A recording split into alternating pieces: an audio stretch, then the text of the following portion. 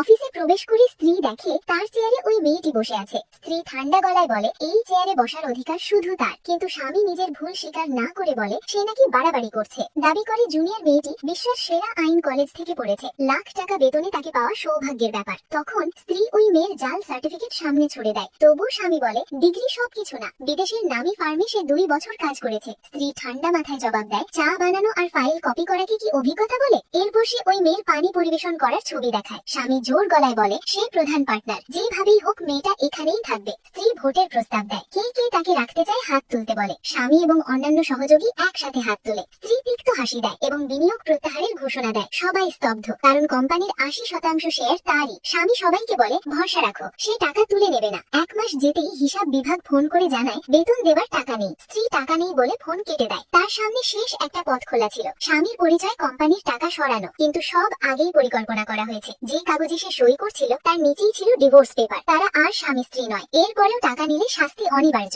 স্ত্রী তার সহকারীকে সব অ্যাকাউন্ট ফ্রিজ করতে নির্দেশ দেয়। স্বামী তখনও এসবের কিছুই জানতো না। সে অফিসে বেশ ফুরফুরে মেজাজে জন্মদিন উদযাপন করছিল। লোকজনের উস্কানিতে সে জুনিয়রের সঙ্গে ঘনিষ্ঠভাবে ড্রিঙ্কও করে। ঠিক তখনই দরজা ঠেলে স্ত্রী প্রবেশ করে। হাতে ছিল একটা বড় উপহার। সেই মুহূর্তে হাইকোর্ট থেকে ফোন আসে। স্টার গ্রুপের প্রতারণা মামলায় তাকে ও আইনজীবী চিন সি কে 3 দিনের মধ্যে আদালতে হাজির হতে হবে। এই কথা শুনে লোকটার মুখ ফ্যাকাশে হয়ে যায়। সে স্ত্রীকে প্রশ্ন করে কি এমন বিষয় যে এটা আদালত পর্যন্ত টেনে নেওয়া হলো? স্বামী তার স্ত্রীকে মামলা তুলে নেওয়ার অনুরোধ করে। স্ত্রী জানায় মামলা তুলে নেওয়া অসম্ভব নয়, শর্ত একটাই, তাকে সবার সামনে স্বীকার করতে হবে জুনিয়রকে জেতানোর জন্যই সে ইচ্ছে করে মামলাটা হেরেছিল। স্বামী সরাসরি না বলে দেয় জুনিয়র সদ্য লাইসেন্স পেয়েছে, এই কথা যদি বাইরে যায় তাহলে তার ক্যারিয়ার একেবারে ধ্বংস হয়ে যাবে। উল্টো সে স্ত্রীকেই দোষ দেয় তার ছোট মনের আচরণের জন্য। এবার স্ত্রী সোজা সাপটা বলে দেয় তাহলে সবকিছু আদালতেই ফয়সালা হবে। সে আবারও স্বামী স্ত্রীর সম্পর্কের দোহাই দিয়ে স্ত্রীকে অনুরোধ করে এতটা নিষ্ঠুর না হতে, কিন্তু স্ত্রী মুখের উপর বলে দেয় তারা দুজন আর স্বামী স্ত্রী নয়। এই কথা বলেই সে উপহারটি সামনে আনতে বলে। স্বামী উপহারের ফিতেটা খুলতেই রঙিন বেলুন ভেসে ওঠে। বোকা স্বামী ভাবে স্ত্রী বুঝি ক্ষমা চাওয়ার নিদর্শন স্বরূপ তার জন্য এই উপহার এনেছে, কিন্তু ভিতরে চোখ রাখতেই তার মুখ ফ্যাকাশে হয়ে যায়। জন্মদিনে উপহারের পরিবর্তে স্ত্রী তাকে ডিভোর্স দিয়েছে।